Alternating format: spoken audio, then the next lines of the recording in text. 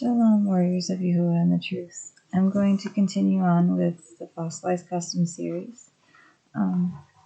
This section is Beast and AntiMashiak. I can never get my bangs to sit right. Okay. Alright. Scripture reveals 4 beasts. The first beast, Babylon, kingdom of Nimrod, gives life to the other beasts which follow. The beasts, animals, dogs, is the entire pagan teaching authority in rebellion against the Torah, the covenant of love between Yahuah and Yahusha. It is the reign of Babel to fall when Yahusha sets up his reign.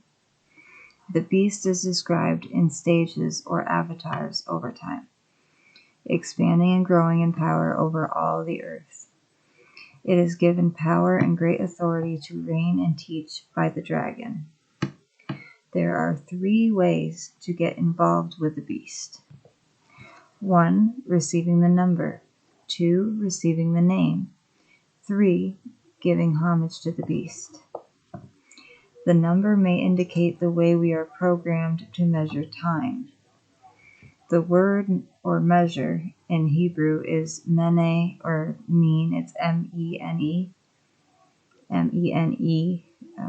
and is equivalent to number. The calendar involves to this numbering calculating. The first beast is Nimrod's kingdom, Babel, as we learn from the books of Genesis and Daniel. This head, the first beast, actually received a fatal wound because Noach's son, Shem, meaning name, slew Nimrod, Revelation 13:12-14.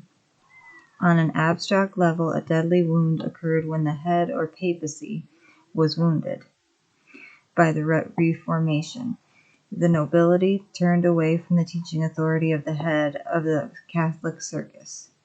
Although the head was no longer obeyed, those protesting the head's authority remained Catholic in their beliefs and practices. The image is both concrete and abstract.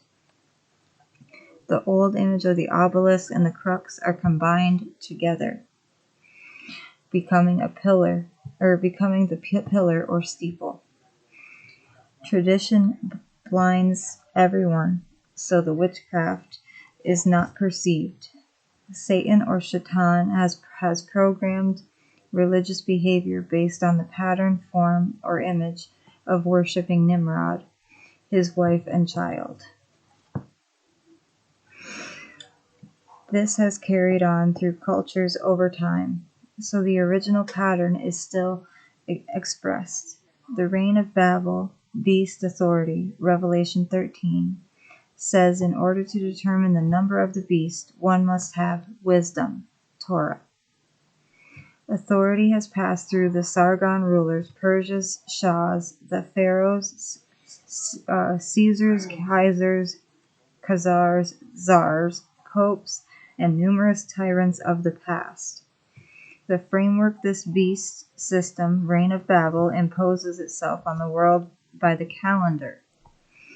If this calendar is taken away, the whole beast system falls in one day. Daniel's vision describes 4 beasts. The 4th one is Rome, which will remain until the time of the end at the return of Yahusha. We are watching the fulfillment of the parable of the prodigal son occurring right now. The older son represents the house of Yehudah, now called Jews, and the younger son represents all those who left the covenant many generations ago and became lost by their assimilation into the Gentiles. The lost tribes all over the earth, but this lost son comes to his senses and realizes or remembers who he really is.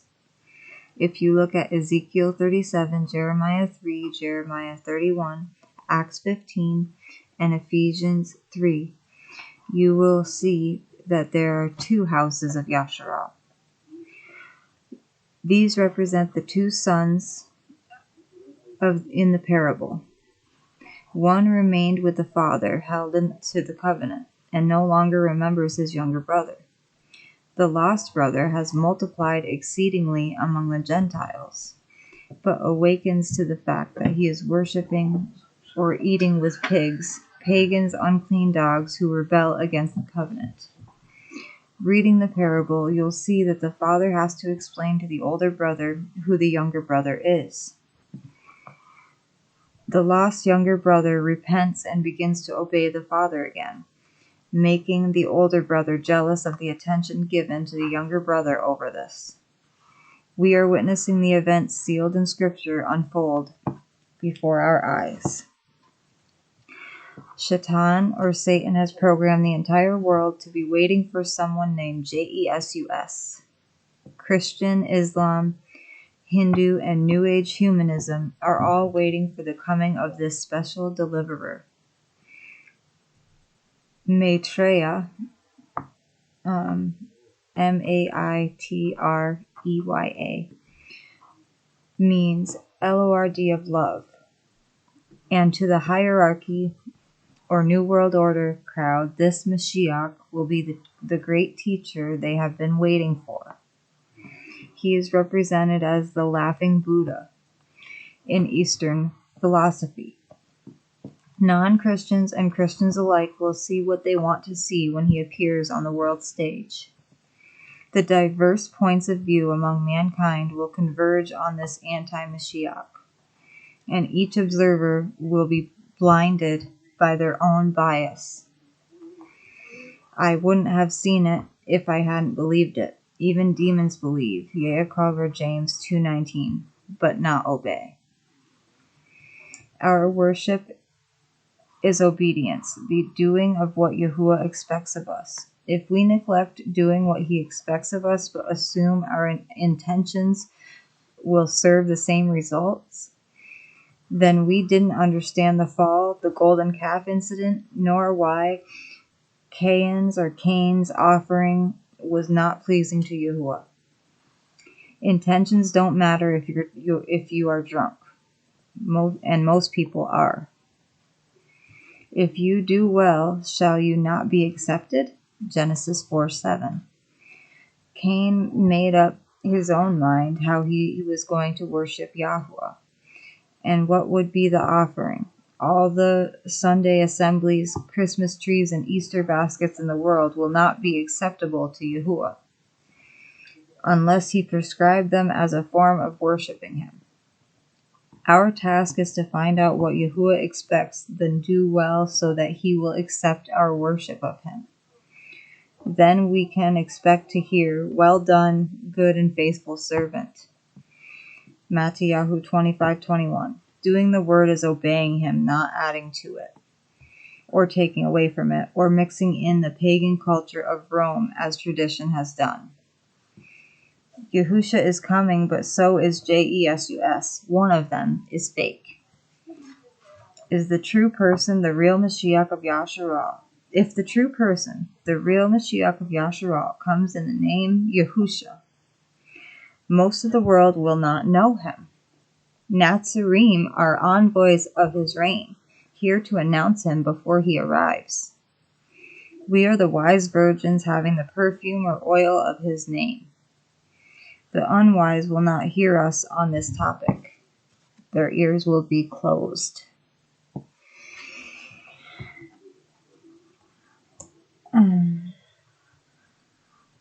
The false Mashiach, or anti-Mashiach, anti-Messiah,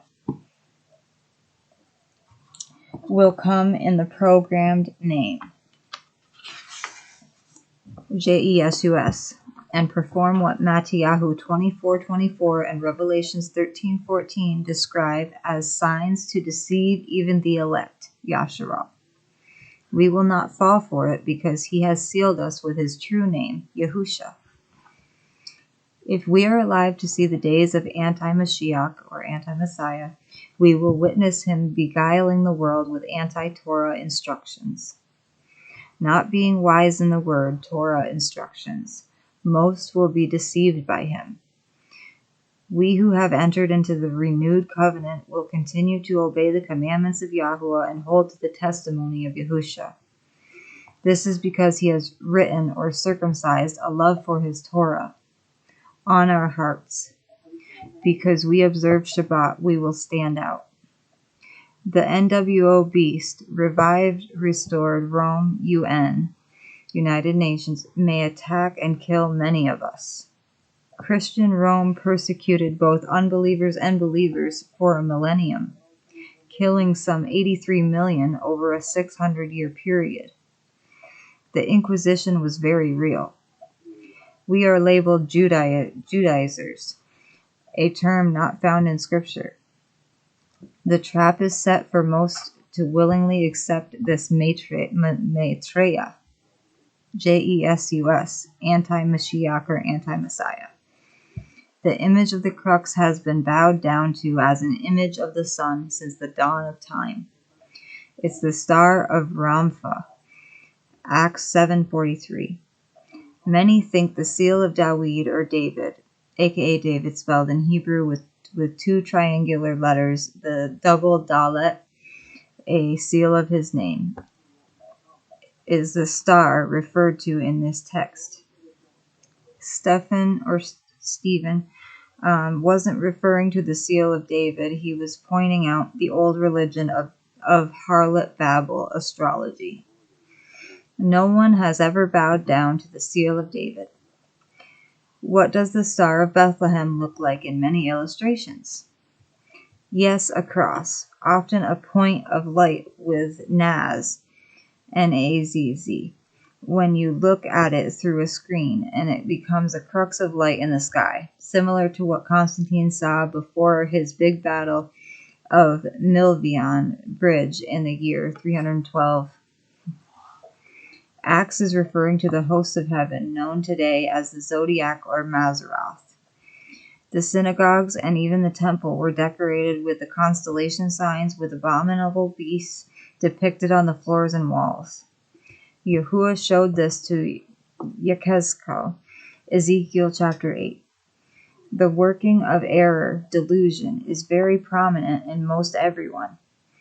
The name identity promoted by the reign of Babel is IESU or JESUS. The mark is a teaching of error hidden in plain sight for all to see. It's Sunday. The fact that no one can buy or sell without the mark of the beast is a riddle that can only be solved with wisdom. Wisdom is the knowledge of the Torah of Yahuah. Torah people will not buy and sell on one day each week. One day. But those who have the mark of the beast are not restricted at all. The Torah is what keeps us from buying and selling on Shabbat, not the beast. Yahuah blessed the Shabbat day, Saturday, or Friday evening to Saturday evening. When Yahuah blesses something, it stays blessed. It doesn't change. It's unchangeable. The Shabbat is the mark of Yahuah, a sign between Yahuah and his people forever. Some fear a chip or barcode.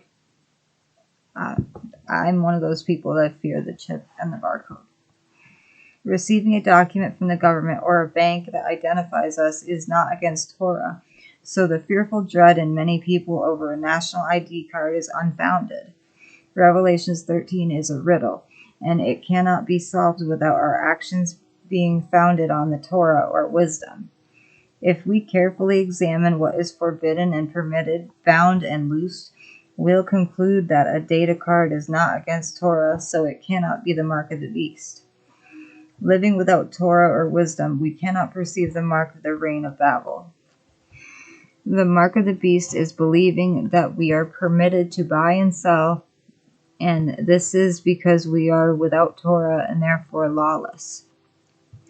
Our lack of Torah is why Yahusha will say, "Depart from me, for I never knew you." Many believe but don't obey.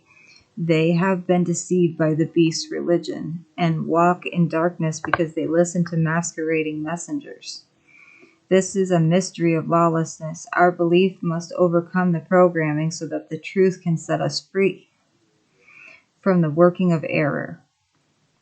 The beast system, reign of Babel, is here now, set like a trap, and has been spun like a spider's web, growing stronger and stronger over the last 1700 years through religious tyranny. The dragon is behind this conspiracy. His reign is based on lies, futility, and falsehood. Homosexuality is the next section. Arsenicoids.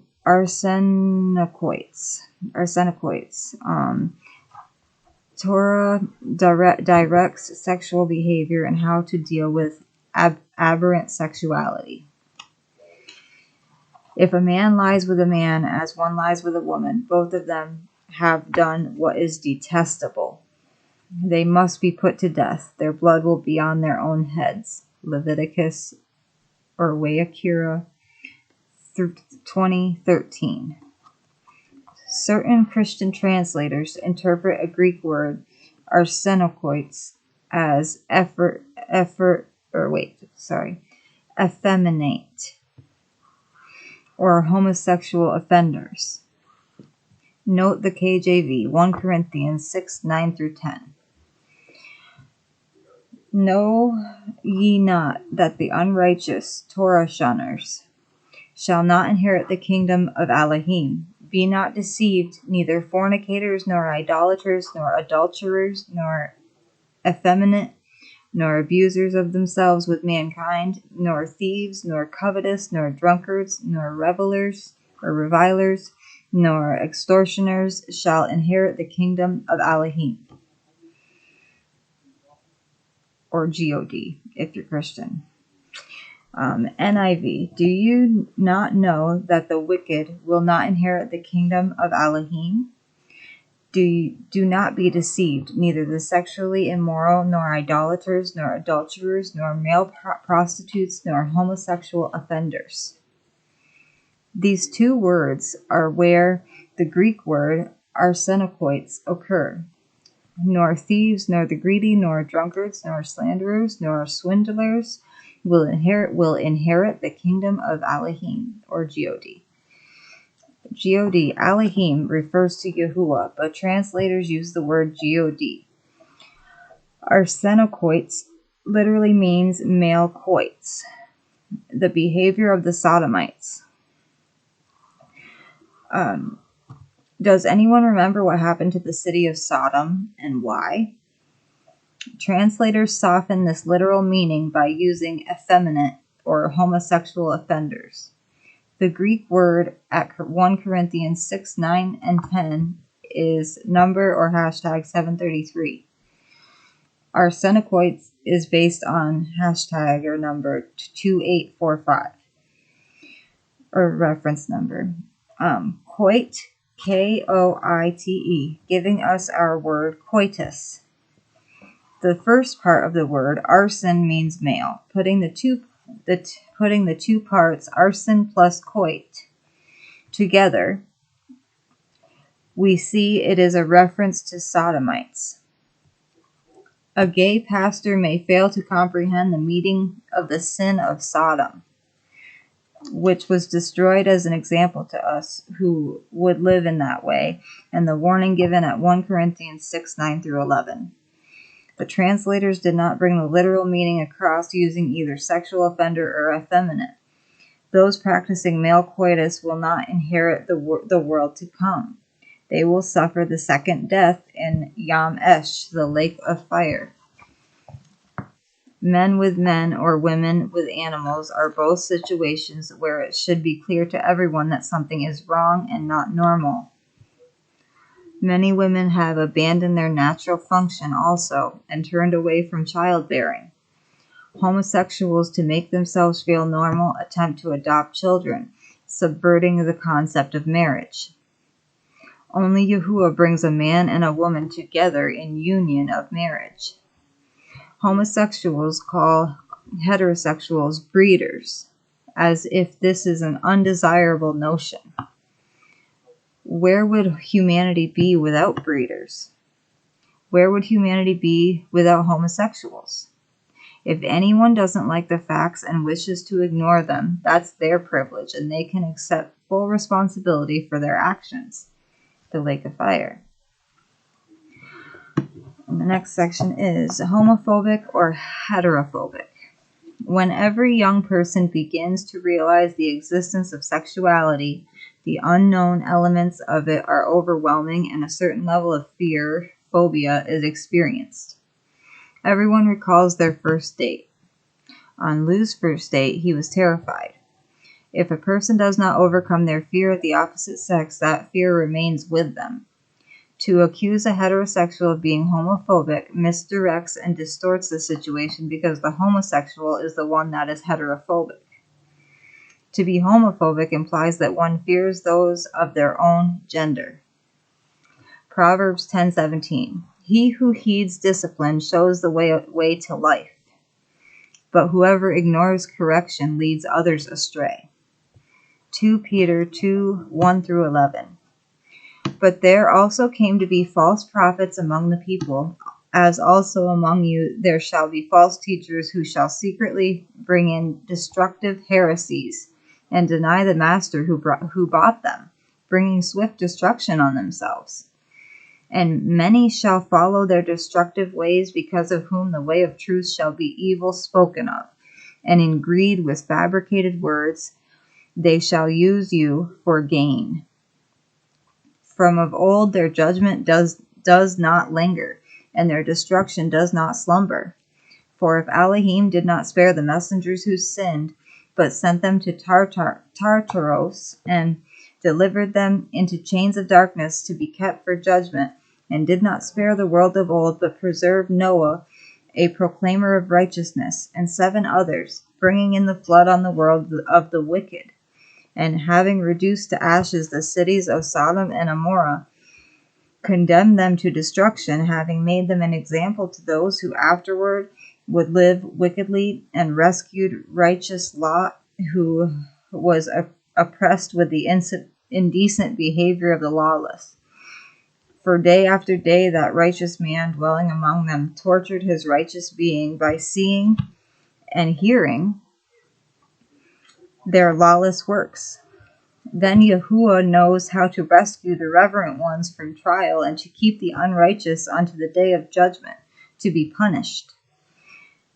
And most of all, those walking after the flesh in filthy lust and despising authority, bold, headstrong, speaking evil of esteemed ones. Whereas messengers who are greater in strength and power do not bring a slanderous accusation against them before the master. Isa or Yashayahu 8:9-16. Be broken, O peoples, and be shattered, and give ear all remote places of the earth. Gird yourselves, yet be shattered. Gird yourselves, yet be shattered. Devise a plan, but it will be thwarted. State a proposal, but it will not stand, for Elohim is with us. For thus Yahuah spoke to me with mighty power, and instructed me not to walk in the way of this people, saying, You are to say it is a conspiracy, in regard to all that this people call a conspiracy, and you are not to fear what they fear, or be in dread of it. It is Yahuah Zabuo, whom you should regard as Kodesh, and he shall be your fear, and he shall be your dread. Then he, Yahuah Zabuo, shall become a mikdash, set apart place. Then he, but to both houses of Yasharal, a stone to strike and a rock to stumble over, and a snare and a trap for the inhabitants of Jerusalem, or Jerusalem. Many will stumble over them, the existence of the 2 houses of Yasharal. Then they will fall and be broken. They will even be snared and caught. Bind up the testimony, seal the Torah among my disciples. Blow the shofar like the reapers are coming. And this is the illustration for that.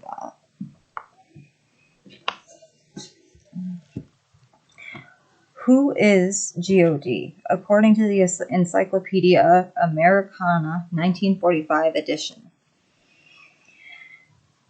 God, common Teutonic word for personal object of religious worship, formerly applicable to superhuman beings of heathen myth.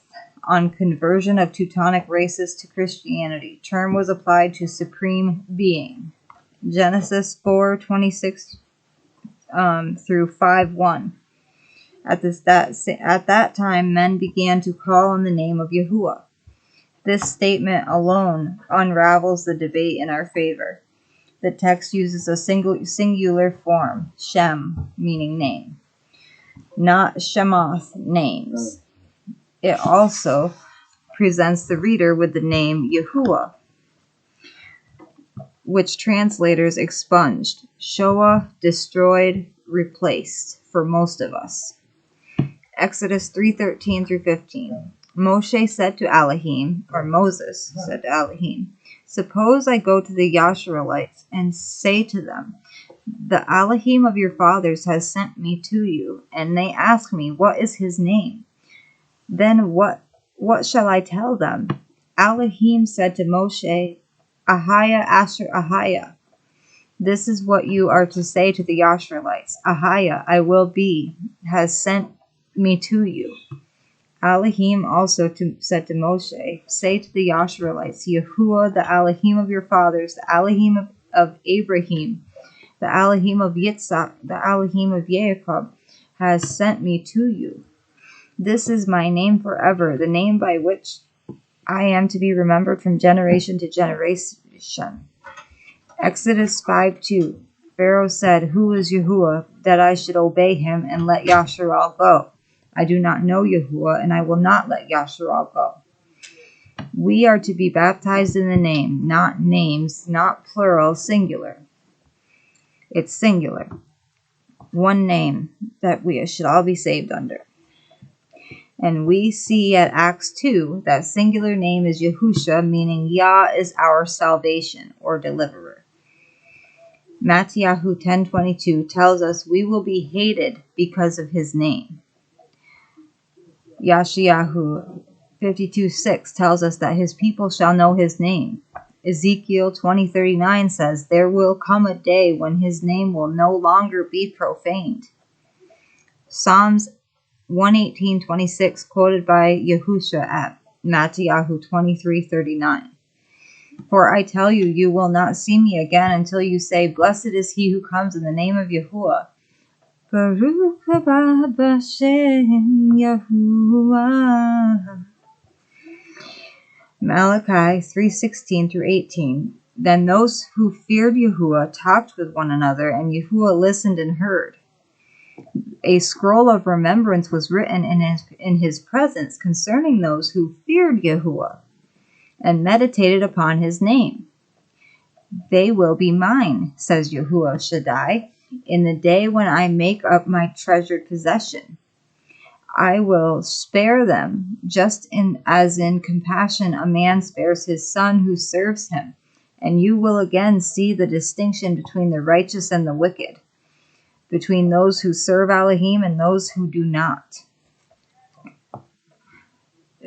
Jeremiah 20:29. But if I say, I will not remember him or speak any more in his name, then in my heart it becomes like a burning fire shut up in my bones, and I am weary of holding it in, and I cannot endure it. Jeremiah 23:26 through 27. How long shall this be in the heart of the prophets that prophesy lies?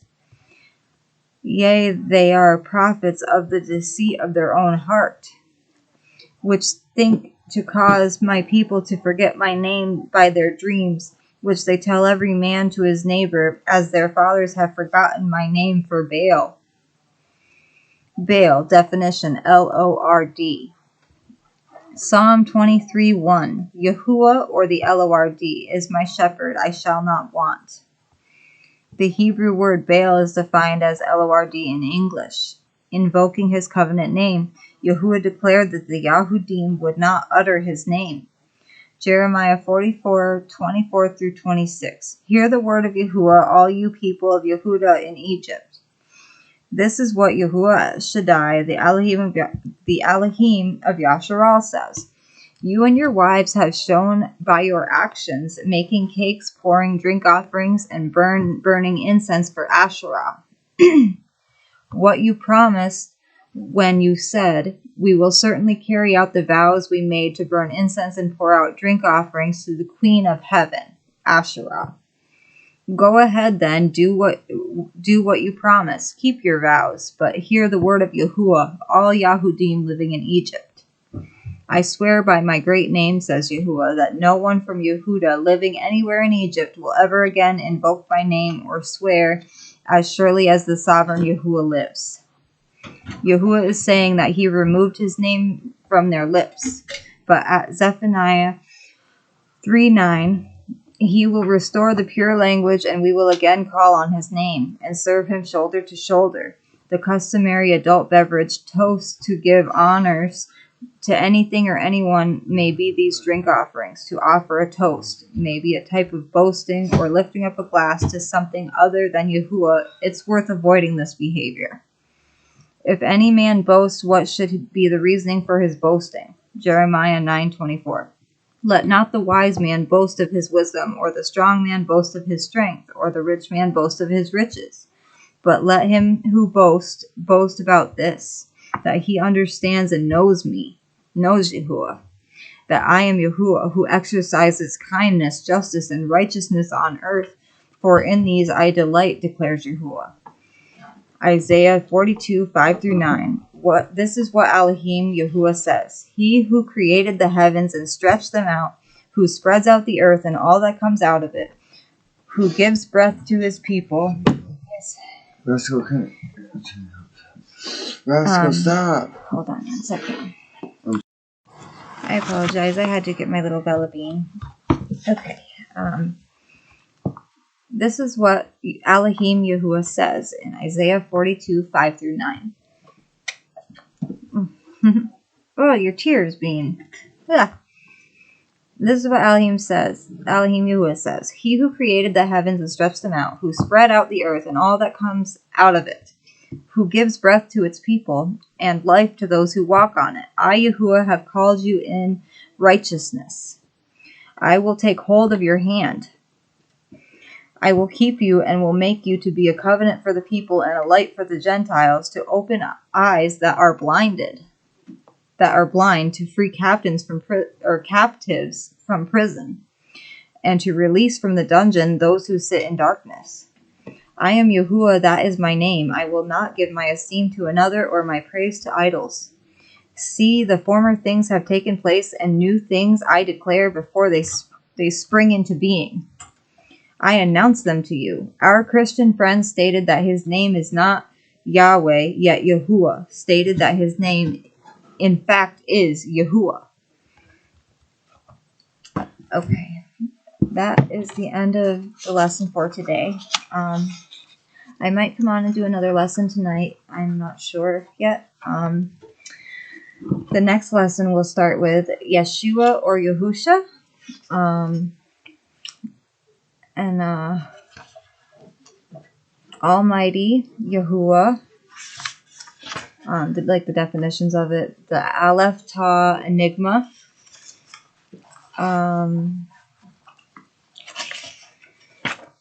About the word Abba. And should be able to also get to your mission, should you choose to accept it. That's going to be another very important lesson. And if you have the book, we are on page 279.